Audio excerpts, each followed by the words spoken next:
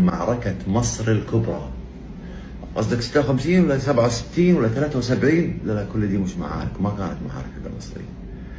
أهم وأقوى وأكبر معركة تخوضها مصر أو خاضتها مصر هي الحالية اللي صار لها أكثر من 10 سنوات.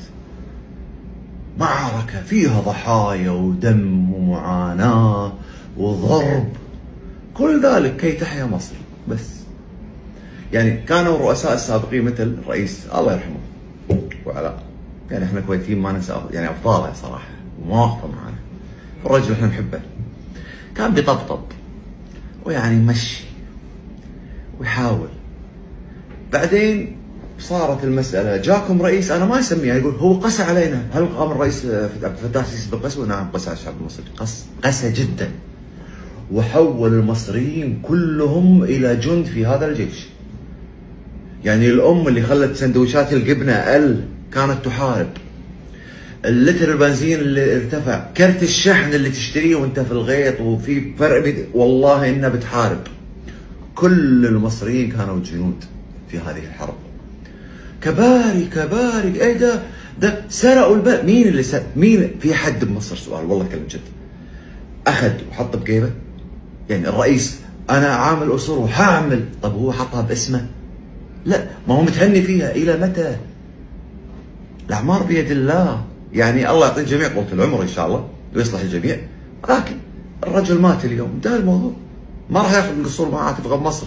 الشوارع والطرق والكباري لوجيستكس. مثال اليوم انت عشان تعمر صحراء حتعمرها ازاي؟ مثلا والله اتكلم جد، في ناس لا ماخذينها نظره شويه ضيقه. انا على فكره اول ما استلم الرئيس عبد الفتاح السيسي صراحه ما كان عاجبني صراحه، كنت اقول لا ليش قاعد يسوي بالشعب كذي؟ لا ده بهدلهم خالص. الحين لا، شفت الناس اللي متعوده تروح كان ونيس ومونتينيغرو والاماكن هذه، لا صارت تروح الساحل الشمالي. طب ما هي للناس اللي فوق، سيبك من اللي فوق اللي تحت. في ناس كانت ما تعرف مصر ولا لها محط قدم في مصر، اصبحت اليوم استوطنت هذه السياحه.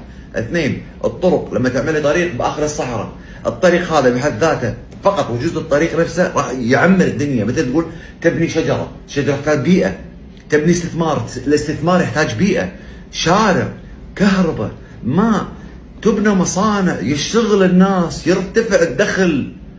يعني ما في شيء اسمه بيوم وليله ارفع الرواتب يلا هوبا عشنا كويسه، مستحيل. كل مصري اليوم تشوفه بالشارع في مصر هو عباره عن جندي في هذه الحرب، عانى وحارب وقاتل.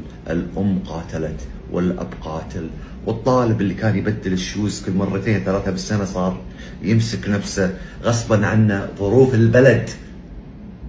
فالجيل هذا يسمى الجيل، يعني عندكم مثلا ابطال 73، لا انتم اليوم الجيل هذا الحي اليوم اللي عاش هالحياه هذه هم ابطال مصر الجديده. يسمونها مصر العروبه.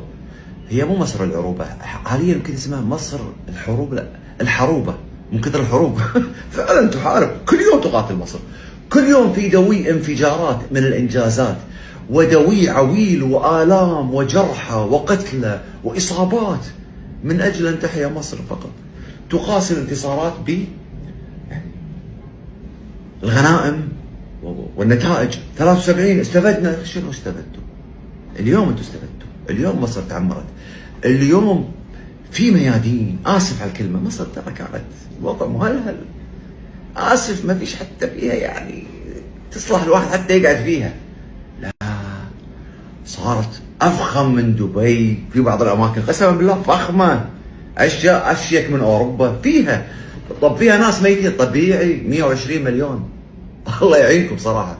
ولكن ما تم انجاز الفتره الاخيره بصراحه برافو المصريين، ما اتكلم عن الرئيس، برافو يا مصريين، قاتلتوا حتى بدون رغبتكم. معلش هو الرئيس عسكري عندكم شويه وتعامل مع الشعب كعسكر بالامر، وكان لابد من ذلك. هو كان ممكن نتائج هذه تحقق كمان 30 او 40 سنه، هو عايزها النهارده وحصلت النهارده. اذكر لما كان له فيديو يقول اصبروا وتروا ستروا العقب العقاب، كانت تنزل فيديوهات وضحك. فعلا العجب والعجاب، المتحف المصري اسطوره، ذاك اليوم واحد مصطفى كنت قاعد معه حلاق يوريني حديقه اسمها الفسطاط. شنو هذا؟